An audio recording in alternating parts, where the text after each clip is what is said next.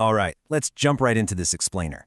Today, we're going to act as literary detectives, and we're looking at how 5 vastly different narratives, ranging from your ancient classic fairy tales all the way to modern-day New York City mishaps, actually teach us universal truths about human nature. Have you ever wondered why an animated fable about a Bigfoot and a story about a little boy lost in a hotel lobby share the exact same DNA? Well, today, we're going to uncover exactly that. To do this, we're going to break down these sources through a thematic synthesis. We'll be hitting 6 key concepts today: the power of storytelling, navigating the unknown, the art of deception, compassion over fear, justice and forgiveness, and finally, the timeless lessons we take away. Kicking things off with Section 1, the power of storytelling. Why do we tell moral tales?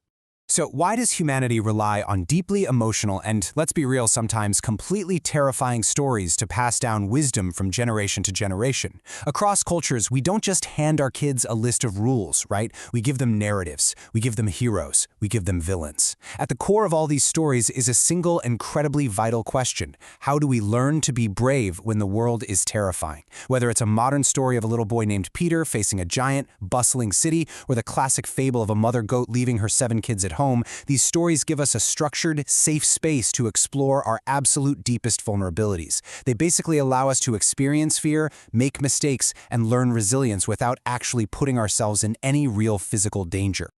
Moving right along to Section 2, Navigating the Unknown, the Danger of Vulnerability. Navigating the unknown is that precise, terrifying moment a character steps out of their cozy bubble of safety and is forced to survive on their own wits. This brilliantly illustrates the universal fear of separation.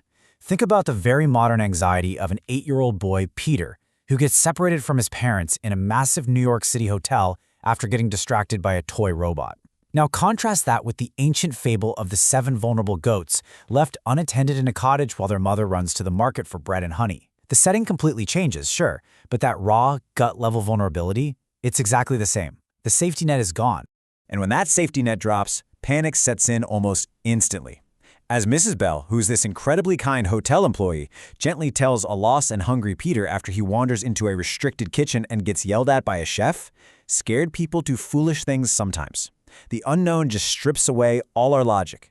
I mean, Peter had safely made it back to his room, but because he was so scared, he locked himself out and wandered off again looking for food. The unknown literally forces us to make mistakes in order to learn. Which brings us to Section 3, the art of deception. Spotting the wolf in disguise. The unknown isn't always just an unfamiliar place, like a sprawling hotel or a dark, creepy forest. Often, it's a deceiver hiding in plain sight. Take a look at the wolf's highly calculated step-by-step manipulation to prey on those innocent little goats. He knows he can't just bust the door down. He has to make his victims actively choose to let him in. He actually buys honey to soften his rough voice. He literally visits a rabbit to buy fine rice flour to whiten his dark paws so they look exactly like the mother goat's hooves. Talk about commitment to a disguise. It is premeditated deception, and it teaches the audience that danger doesn't always look like danger. Sometimes it sounds sweet and looks completely familiar.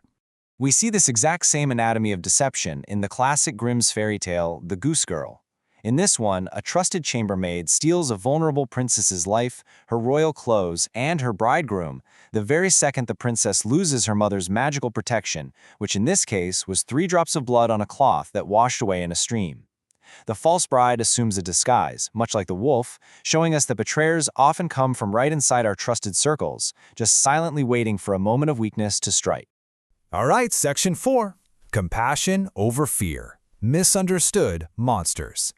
So how do we counter this deception when our basic, primal instincts tell us to run away or fight?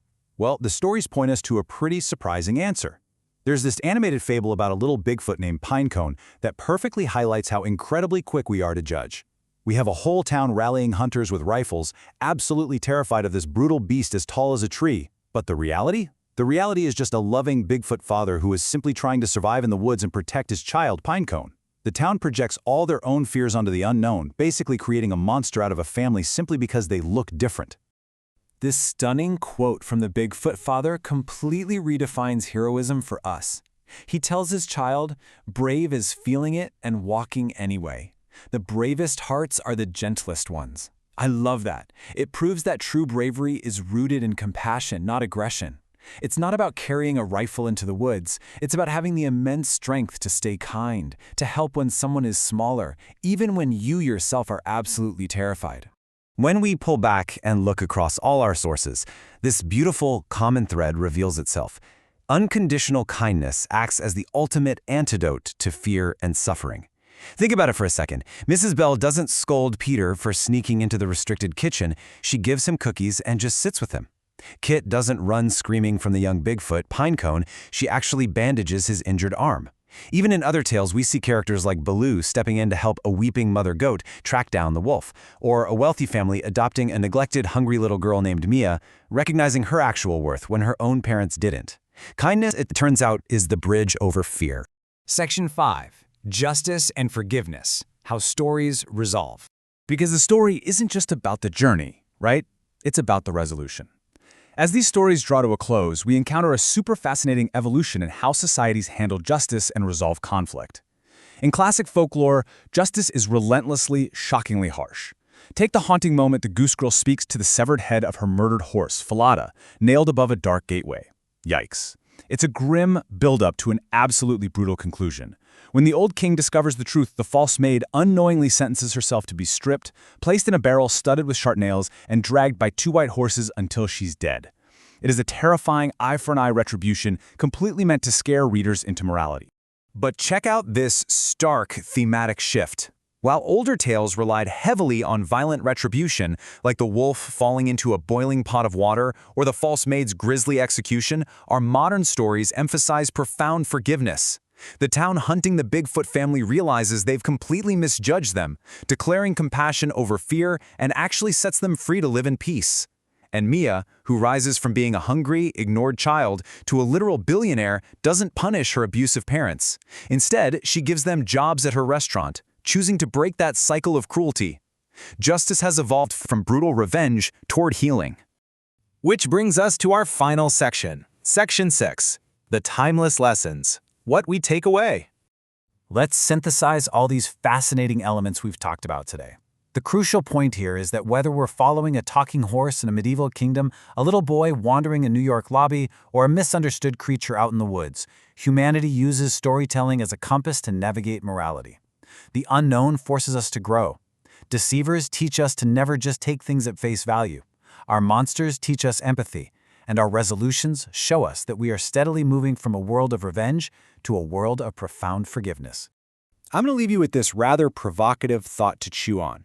If we are all shaped by the fables, movies, and tales we consume every single day, what hidden lessons are your favorite stories secretly teaching you? Next time you hear a story, ask yourself what it's really trying to tell you about the world around you, about your own fears, and about your own capacity for compassion. Until next time, keep learning.